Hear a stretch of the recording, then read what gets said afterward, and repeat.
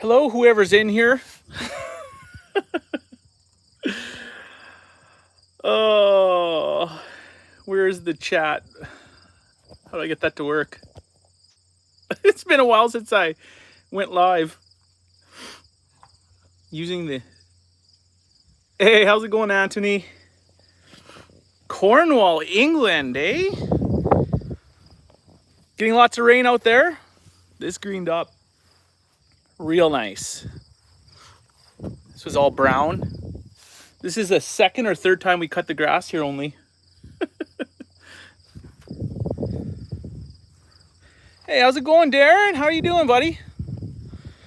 Didn't put out a video this weekend. We got a little too busy. So I thought I'd go live for a few minutes. But things have really changed here. It's crazy how much rain we've gotten in the last 3 weeks here.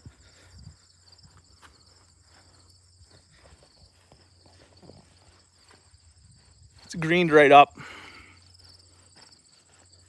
Look at that. That lawnmower got used for like the second or third time this year. But the pasture's shot up again. Nice. Haylage, eh? Haylage. Yeah, I know this pasture is green again. It was absolutely crispy brown, and everything's gone from crispy brown back to lush and green. Our pastures are coming back. We're not going to get much of a second cut though. Yeah, the pastures are going to save us. We get to keep the animals out for an extra few days. Actually, I'm supposed to be moving those barley bales that I made. So I was moving them last night and it got really greasy out. It rained enough that I was trying to rut the field up. So I didn't want to get the landowner mad at me. So I had to pull the plug at about 10 at night, 10:30.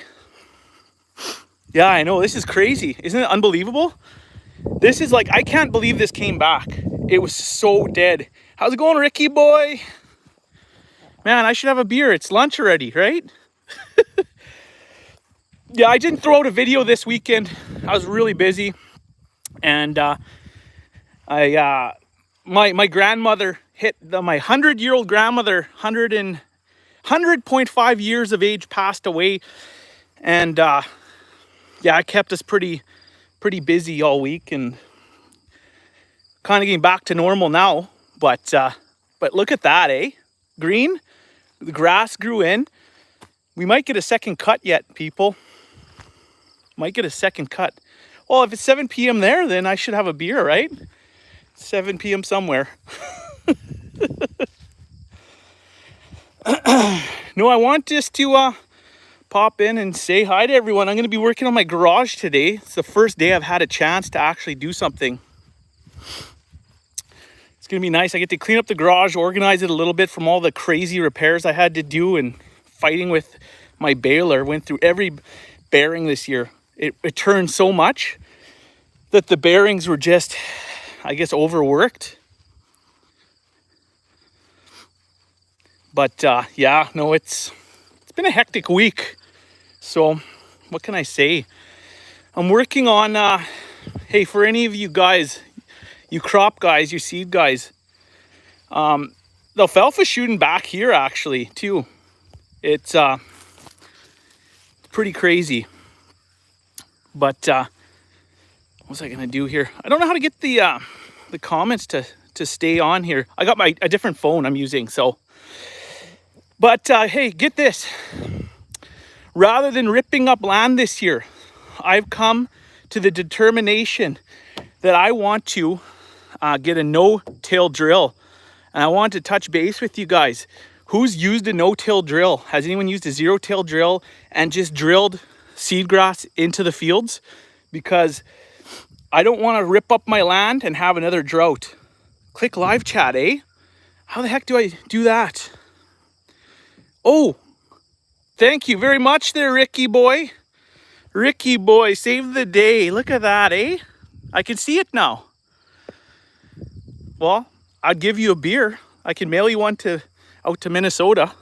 Might be a little warm by the time it gets there, but you might get drunk because it's Canadian beer. It's not that watered down stuff. But hey, Rick, even you, have you used a zero-till or no-till drill before? I'm looking at picking one up, an older girl, an old Kraus no-till. I just don't know if it would work for, I don't know. Our land's so hard now because it's been in 5 years, 6 years of drought that, I don't know, it scares the fact that once if I pick up the equipment, get the seed, I'm pounding it in, I don't get any growth, you know? Maybe a guy should just rip up all the land. I don't know.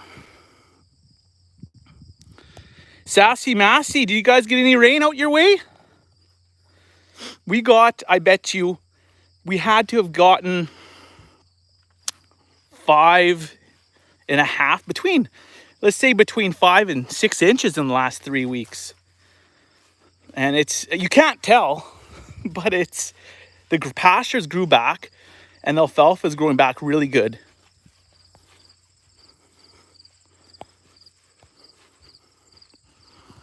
8-inch alfalfa. Oh, there you go. Yeah, you're definitely gonna get. Wow. Hey, what? How many year stand is that? Is that a new stand or is it an older stand of alfalfa?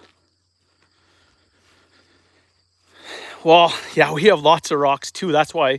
That's a partially, well, not the main reason, but that's one reason I don't want to rip up our land.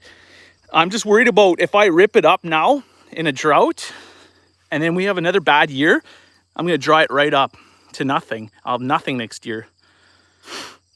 Oh, last spring. So it's, yeah, it's a new stand. So that's awesome. Yeah, I might have to rip it a little bit, eh? So I was thinking if the ground's too hard, I don't know though, if it gets wet enough. Look at the garden shot up like crazy. It's like steroids. It's amazing what a little bit of rain does. We just got, well, look at that. We just got another 1/4 inch last night, I think. It's unbelievable. I actually should be in the field moving bales so my hay carrier can get it, but I don't want to rip the guy's field up. It's got this last night. Look at that, eh? That's awesome. But yeah, things have really turned around here. Got my disc mower unhooked. Maybe I'll be hooking it back up. Yeah, hey, you know what, Sassy, you're probably the 4th guy that told me that, to broadcast and then harrow in. Maybe that's an option. I don't know, like, yeah, like if it keeps on like this, if we have some moisture in the ground, I think a no-till would work. But no-till, okay, they say when you use a no-till, they say it's good if it's dry because it leaves a lot of organic matter in the soil. You're not drying it out and you're leaving a little more nutrients in the soil. If you can get that seed in the into the ground, right? But you know what? It just depends, I guess, how hard it is, how rocky it is and everything. But I don't know. I might have to just pick it up and try it. It's better than keeping my fingers crossed for rain next spring because it just doesn't seem like, I don't know. This is probably the most rain we've had in 4 years, you know, within 1 month. So it's definitely a better outlook now, but I don't want to go on a few rains. Like, yeah, it looks great right now, but you know how fast it can go brown. I showed you guys this in a video. Remember I said it's going to take 2 feet of snow, 3 feet of snow and a foot of rain in the spring, but it came back. Like, it's crazy. I'm going to let the cows in here soon to start grazing it again. You know, especially look at the dew on it. And so, man, you're kind of turned around. I don't know how it works out like that. But for this grass to recover, it's almost unbelievable to me. I've just never thought... I guess we just got enough precipitation. That's what it comes down to. I thought it was baked and done. So... I don't know what to think of that. But one thing for sure, I'm going to imagine that seed's going to be super expensive this year for the no-till. And then, I don't know. I know alfalfa has a nice deep root. It'll do okay in the drought if you can get that seed in there at the right time. It is, yeah, I know it is crazy, Darren. I can't believe it. Like, this was just absolutely obliterate. It just toasted. The grasshoppers destroyed it. It baked out. Ground was cracking. Now it's like I said, we cut it for like the second time this year, or third, maybe second. But it's the alfalfa, like you said, is coming back in the fields. Yeah, it's crazy, eh? Like I actually noticed there's lots of like new grass showing up and growing too, which is crazy. Like it's almost unbelievable. So I guess I gotta prep for, I don't know, if I get the no-till, I gotta pick it up soon. I was talking to a guy, I have to bring it in. I'd be bringing the no-till in from another province. There's no no-tills out here in Manitoba. I've been looking for a long time. And I just don't know what to do, where to spin of alfalfa pellets. I decided to pull the trigger on alfalfa pellets opposed to like screen grains and screen grasses, rations for this year. Because the alfalfa pellet sticks to my grass-fed roots here. So we try, Darren, we try to spread, with the exception of the pile there. There's a little pile there, but we try to use as much organic fertilizer as possible. But we do fertilize, yeah. You have to sometimes fertilize.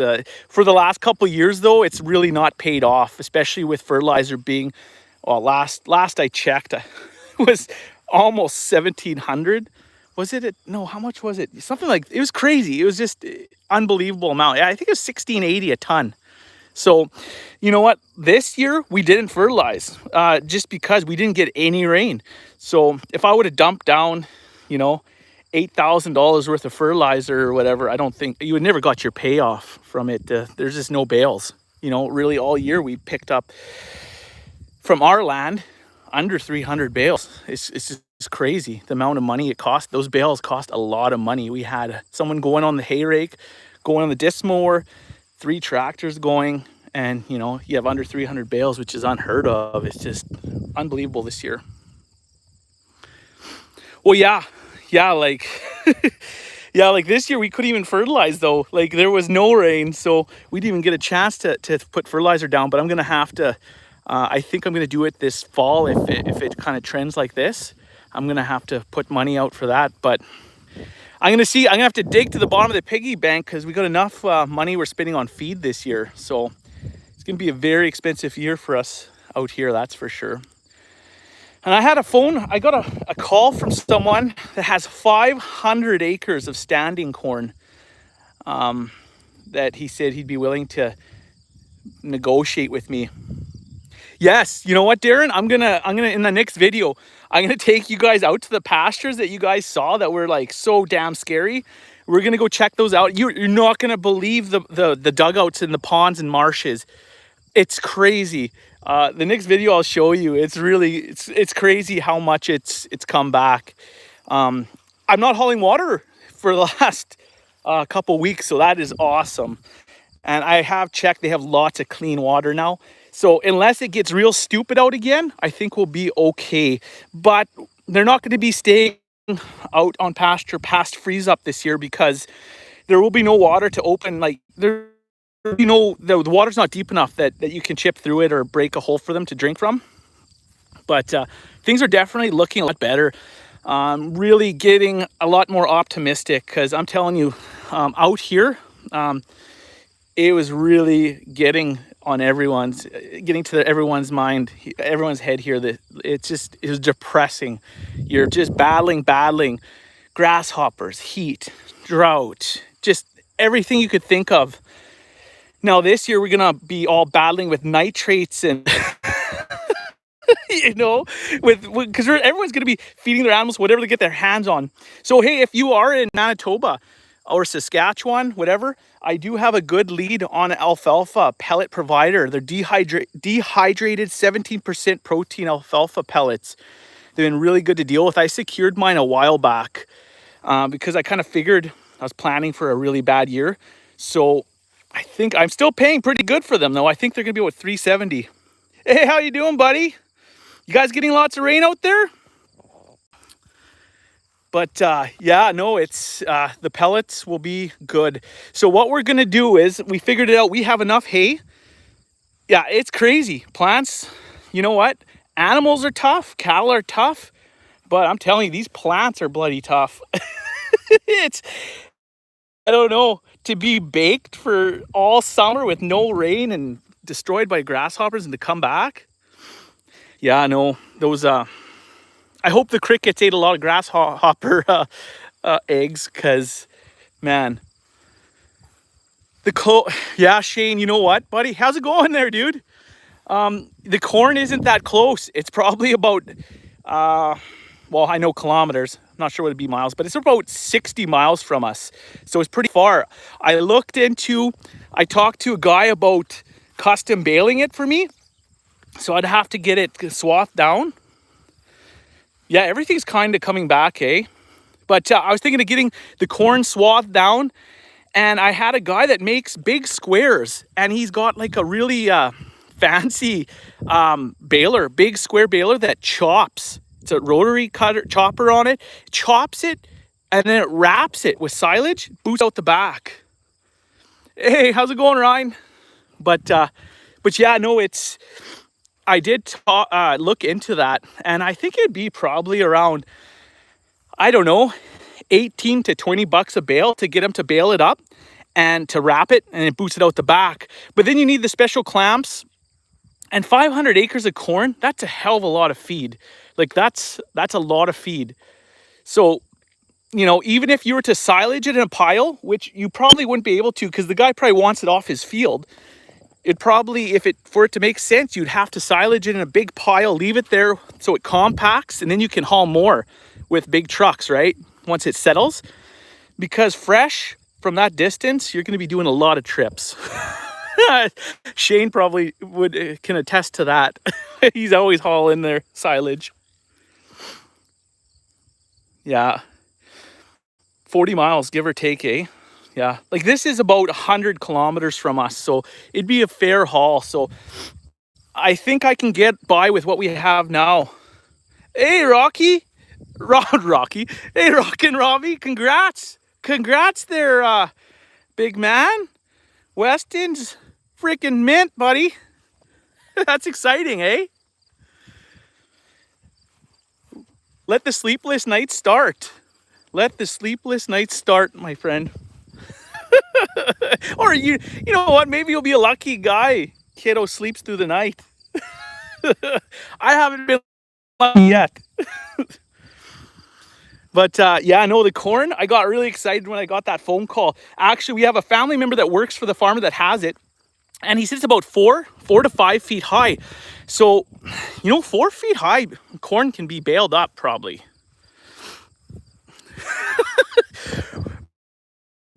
Was it you or Weston drooling? It was you, wasn't it? Robbie, one beer will put you down now. You're going to be a tired guy. You'll be saving so much money on beer. You won't have time to have one. Yeah, that's exciting having a newborn. It's exciting. It's probably like the best time of your life, but it's also the most tiring at the same time. Oh, that's a good thing. We don't want Robbie to have the baby. So that would sound like a nightmare. Congrats there, big guy. That's awesome. That's exciting. But yeah, my next video next weekend, I got to show you guys the pasture and the dugouts. It's pretty crazy. This dugout actually didn't come back at all, though. I'm surprised. I don't know why this one never. Maybe we got less rain here. I don't know. But there's nothing in here but the dugouts to where the heifers are. They're plumb full again. So, and then same with the east side.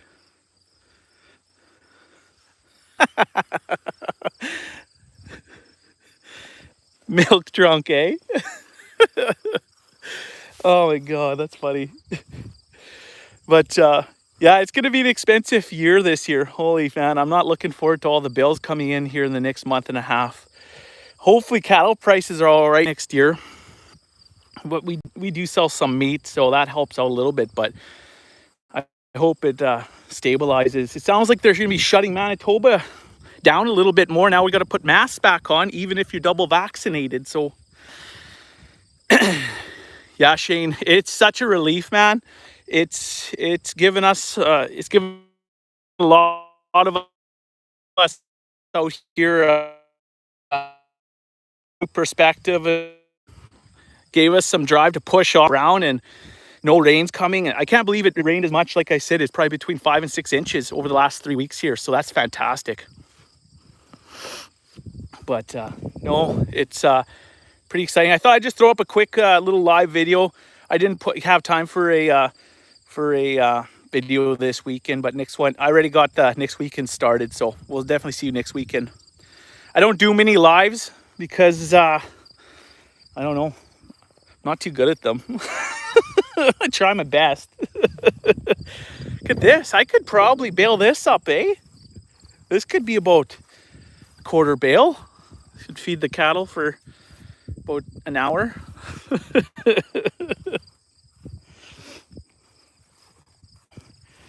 But what's it like where you guys are? Is everyone getting some good rains now? It seems like the trend now is rain.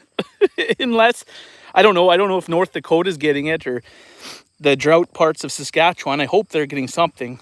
I know North Dakota was having a rough go at it a while back. So really hope they're getting some of this too. It looked like the clouds were, well, I was watching the last few systems that moved through, and it looks like they were coming through the Dakotas. So I hope that's the case. But I know Saskatchewan's been getting hit with rain too. Talking to watching Ryan there at Straight Pipes there, and yeah, no, going pretty good now. But if we get second cut, I'll be grateful. Hey, 20, 50 bales. I don't know. Maybe I.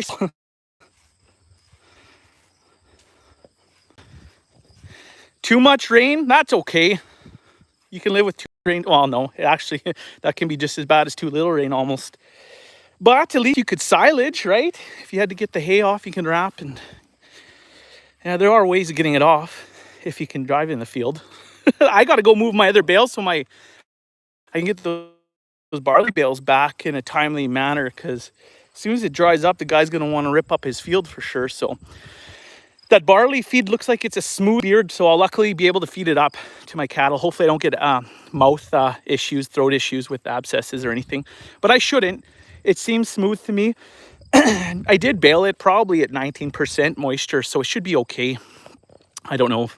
I don't know at this point, but I've never fed barley in green feed, so it's pretty hot feed, so I'm going to have to mix it up pretty good with wild hay and some field hay, some straw.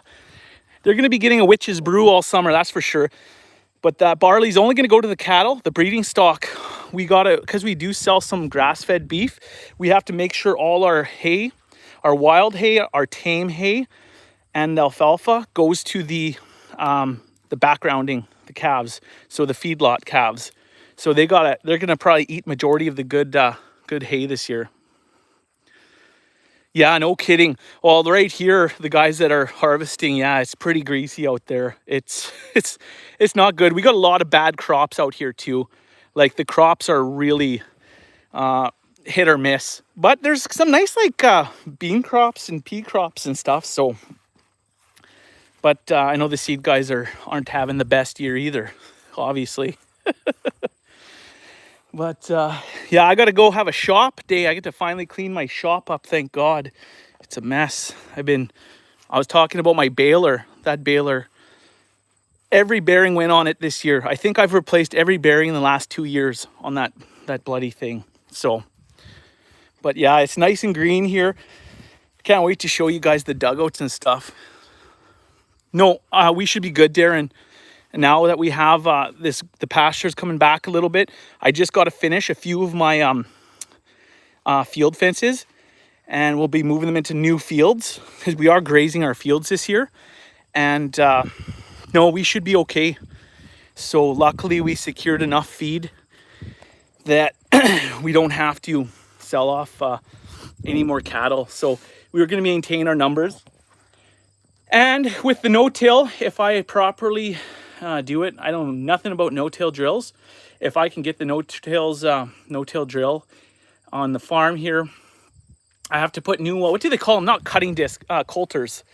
So it's the disc that cuts, right? It's kind of like a weird shaped cutting disc, and that's what drives it into the ground, right? So, or cuts the ground, and then it gets driven, seed put in, and then the back wheel plants. It kind of pushes it down. So we're gonna hope that that works. That's gonna be one chunk of coin that wasn't really planning on spending, but I think it's gonna be a wise investment this year because we got to have something next year. We got to plan. I'm planning for another drought. You know, even though it looks great right now, I know firsthand how quick this can change. You know, goes from this in 2-3 weeks of straight 38 Celsius weather, sun, wind, dries up, and it's all downhill from there. It takes a lot of rain. Like it took 5 inches of rain for this grass to come back, and that's a lot of rain to get, especially in these dry years. And that reminds me, the horses, got to put a few bales aside for them too. They can't just eat anything. They can't eat any of the barley green feed. They can't eat the straight alfalfa. So I'm gonna have to put some of our nice Timothy bales aside for them. They're gonna cost me a few bucks this year. Yeah, exactly. Plan for the worst, and that's exactly what we're gonna do this year. We have no choice. You got to, because it's just been crazy. It's been so bad lately that for the last 4 years that I'm paranoid that. You know what? Knowing my luck, it'll be a flood next year. I'll be complaining that I can't make hay. I'll be wrapping everything. But hey, whatever. I'd be okay with that. I just got to figure out what I want to plant with the no-till. You know, I don't want to just slam every one of my fields with alfalfa. So I got to take a variety of seeds. I still know what exactly I want to plant. But I don't know. I'm not sure if I should put in like some type of ryegrass in the pastures, because I want to do the pastures with the no-till as well. That's kind of one of the reasons for getting a no-till drill. But there's that. If I do buy the no-till, family's doing great. I had one reason I don't have my video coming out this weekend is I had my grandmother passed away. She lived to be 100.5 years old. So 100.5 years, she called her quits, but she had a good life. She went out peacefully. So I was busy with that earlier in the week, and that kept me occupied. And then I started giving her the last couple days again, and we were moving bales out of that barley field. Hey, take it easy. Take it easy there, Sassy. We'll catch you next weekend or whatever. See you around. Cheers. But yeah, no, we're gonna be I moved half the barley bales to the road in 38 so the semi truck can pick them up, and then I'm gonna leave my tractor there, and actually the driver loads the bales, so I don't have to worry about loading the bales there. That's good because he's pretty my bales are pretty far away, so I can go and I'll probably be waiting here to unload them because I'm paying by the hour, so it's in my best interest to have those bales butted up right there, ready to load, ready to unload. So lots of costs associated with this drought, and the government says they're going to help out, but I haven't heard anything. They say it's in the works, but all my feed's going to be paid for by, in a couple weeks. So yeah, he's starting school soon here. So yeah, I know he's doing great. He had a good summer. For the most part, at least things opened up, at least for the end. But it sounds like we're going to be going back on a little bit tighter lockdown. Not tight lockdown, but they got to wear the masks, this and that. So it's still going to be a little bit, I don't know, a little bit different for them. Especially for his birthday. I hope for his birthday, there's not everything's shut down like it was this last 2 years. But I was trying to tell him school isn't like that. Normally you can go play tag and stuff like that because they don't get to do any of that stuff right now. It's kind of sad. Their school years a lot different than ours were. We used to go out at recess and play hard. And pre-K, yeah, that's probably my favorite grade. Yeah, pre-K. My kid liked it. Your kid's either gonna absolutely love it or hate it. The two, no in between. But my little guy's social butterfly, so he likes to go to school and party. Oh, goodness me. So Robbie, are you taking a few days off, or are you just back at her?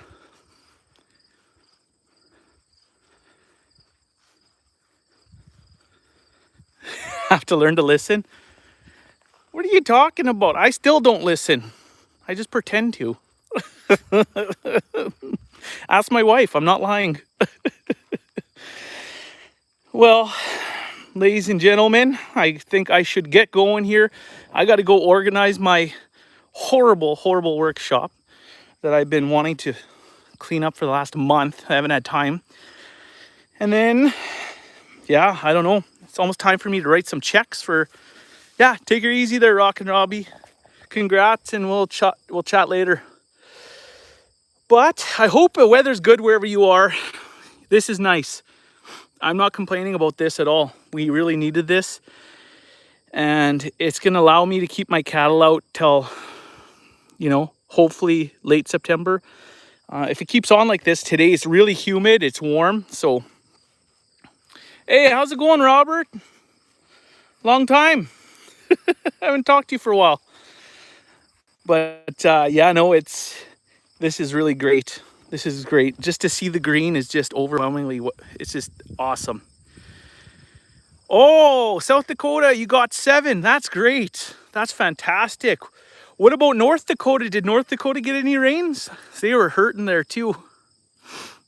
I know North Dakota guys, they were hurting just as bad as us, if not worse. It's a pretty bad scene for the cattle industry in general. Basically, all of parts of Alberta, Saskatchewan, Manitoba, North Dakota, you know, there's Wisconsin, Minnesota, there's parts that are, it's a big drought. It's a big drought. It's unbelievable. But the tides have changed here lately. Now, I just hope the frost stays away, because come September out here, we can get a wicked frost. So I'm just hoping that stays away for a while, because if it does, it will allow us to get a, maybe get a second cut in. You never know. But I don't know whether I should take a second cut unless I absolutely have to, because I don't know. If we have another dry year, that really makes it tough for it to grow back. Look at this old beast. The grass even grew around the old 2-ton Ford. Look at this beauty, eh? This is actually a good story. This old truck, this old 2-ton Ford, came from a bush about 20 miles east of us. A friend of my brother's said, hey, I saw this old truck and it's got your grandparents' name on the side. Yeah, no kidding. That's right. Absolutely. But yeah, no, this old truck. So I got a flat deck and a winch, and my brother and I went out and picked this old farm truck up that was my great grandfather's. So pretty cool. So we're gonna keep this. I want to kind of fix it up. I would like to raise it, clean it up a little bit, and put it on like a gravel, maybe make a nice or cement pad, something nice. But I want to kind of preserve it somehow. I don't know if we're going to preserve the doors with the names on it or what, but I'd really like to keep this 2-ton Ford in the family, passed on, you know. It's kind of cool. Nice family heirloom. But I don't even know if I should open the door here. Can't really see much. It's all intact though, amazingly. A little bit rotten. Yeah, no, this is super cool. When we saw the name on the side and everything, it was pretty amazing that we're like, wow, this has seen some. Oh, look. Looks like great-great-grandpa's pulling something he shouldn't have. Ryegrass Timothy. Really, eh? Perennial ryegrass fescue Timothy. Okay. Hey, that's good to know. That's good. Hey, Robert, do you have experience? Do you have experience with no-tills? No-till drills? I have none. I've never used one. No one out here has them. So I'm actually bringing it in from a different province, because if I can make a deal with the guy, it's actually an equipment dealer. So I don't know. I got to change the Coulter disc, if I pronounce that right. I got to change the discs on it so it can cut better, because I think they're worn. They should be 17 inches, the cutting discs, and I think they're down to about 14. So they're quite worn. But I'm okay with that. It's a really heavy old, what is it? It's a Kraus unit. I guess it's Kun now, but yeah, it's the older Kraus unit. Yeah, me too, Robert. I've read a lot about them, but I've just never had the experience of using one. So hopefully I don't waste my money, but seed's going to be expensive. I was thinking of doing, maybe I'll do a Timothy for sure, a little bit of alfalfa, and like, I don't know, orchard grass. I want to definitely do some haymaker oats. Do you have a no-till? French Canadian farmer, do you have a no-till? Like, you have experience with one? If you do, let me know. I'll email you. I got your email. I'd really like to talk to you about it if you do have experience with it. Because, yeah, I don't know. I think I'm going to spend the money on a no-till. I don't know if I'm going to buy a bale shredder. It just depends after I pay for my feed. Your cousins, eh? What brand is what brand do you use? Does it matter? For no-tills, some are heavier than the others. I know I was looking at a Case IH. I did some research and they said the Case IH are okay for lighter applications, but they said on harder ground you want a heavier, more stout machine possibly. So I don't know if that's the case. If that is the case, then I don't know. I might just go with the older, heavier machine and just rebuild, put new bearings in and just run her like that. I don't know. It doesn't have to be too fancy for the pastures, just unless it gets a little bit of growth going. And if this keeps up, this ground is soft enough. You could pound. I guarantee you, I could pound some seeds into the pasture for sure. I think the ground's probably loosened up a little bit that I could probably punch something in, but I guess it just depends when you put it in. I guess it's a sod seeder with shanks. Oh, okay, interesting. I'll have to check that out. What brands of no-tills are decent, older ones? Yeah, eh? Well, I was thinking, it's funny, I was just talking to Dad, and I was like, well, do you really have to spray anything off? Because it's all dead, but now it grew back. It was like everything was dead. It looked like someone came with Roundup over the whole interlake and sprayed it. Crazy year, I'm telling you. My goodness. But, well, I better pitter-patter get at her here. I haven't done too much this morning. I've been lazy. I don't have the kids right now or anything, so I thought I'd do a quick live. Hey, George. Which way the coulters go? John Deere coulters go opposite. Oh, really, eh? That's good to know. Okay. So I really have to kind of look for a brand-specific coulter. I hope I'm pronouncing that right. I just call it a cutting disc, whatever. Okay, yeah, I guess some go... Yeah, because I noticed they're kind of bent different directions, and it doesn't look like a normal disc to me. Yeah, I will. I'll do that. Thank you very much, my friend. I might have some questions for you about pasture and field seeding and what depths and stuff. Yeah, hey, George, I guess I'm going to have to, eh? That's kind of the common ground I found. Everyone says you got to spray for it to work, which makes sense. Thanks, Robert. Thanks for dropping by there, my friend. We'll chat there. Next weekend, I'll have a video out. I already got some footage, so it's been busy. Hopefully, I get the other... I just got a little bit of field fence left for our last little section of field that we're going to move the cattle to, but I'm just not rushing on it right now because they're still in the first and the second field we let them into, so they're doing good. Yeah, everything's working out fairly good, and we got all those rains, so the pastures are kind of regrowing, and right now, like with this weather, it's really kind of mild out. It's probably about 20 above, 19 maybe? I'm not sure. I haven't checked my weather, but yeah, it's like around 20 above. So it's nice, humid, damp, grass is growing for sure in this. If we had a little bit of sun, man, it would shoot up again. But I better get going, my friends. Thank you for dropping by. Hey, and we hit 2,000 subscribers.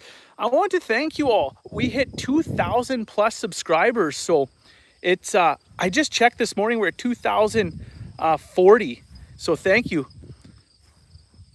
Thank you, George. George, I'll be messaging you, my friend. Thank you very much. I'm gonna message you and French Canadian Farmer for sure. But we hit over 2,000 subscribers, 2,040 I think I'm at already. So thank you everyone for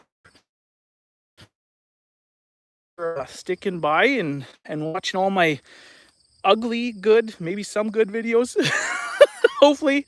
But much appreciated. I'll keep them coming, I promise. But yeah, this week was a tough week, so didn't have time to get one together. But I got a good one for next week. Can't wait to show you guys the progress with everything. Hopefully we have the last piece of the field fenced off. Got to run probably another mile or so of barbed wire. I went with the 2-string wire for the heifers. Not overly impressed. I'm going to have to probably run a hot poly wire. I had the bull out during a rainstorm at night, and I had a heck of a time getting him back in, but I got him in. So I was thinking of having maybe a little giveaway here because of 2,000 subscribers. So I got to think of something. So keep your eyes peeled. Might throw out a little video with a little giveaway, some type. I got some swag kicking around. Maybe do a little giveaway for you folks. But anyways, thanks everyone. Take it easy. Cheers from me. Cheers from us here at Prairie Sunset Ranch. We will see you next weekend, and take it easy. Thanks for popping by. Bye for now. Oh, I was just signing off, and then you drop in. How you guys get any rain out there? I hope you guys caught some of this rain. Put oil. Oh yeah, you think? I don't think. You think it's seized? You never know, eh? Hey, cheers. Cheers. John, did you guys get any rain out your way? Before I go. What? Come on, you didn't get any of this rain. Oh my goodness. That's crazy. I was watching the radar, so they must have went right around you. Because it looked like it was coming up from the Dakotas. I was sure you guys would get hit. Oh, that sucks, man. Yeah, we've got look at this. I know you came in a little bit late, but this was toast. There was nothing here. We had to mow the grass. And pasture's coming back.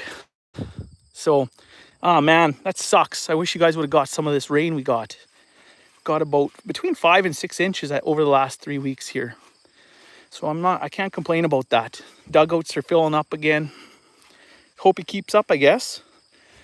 I guess it'd be better if the crop guys get their fields off first, but I think there's quite a bit of crop off already, whatever could be taken off.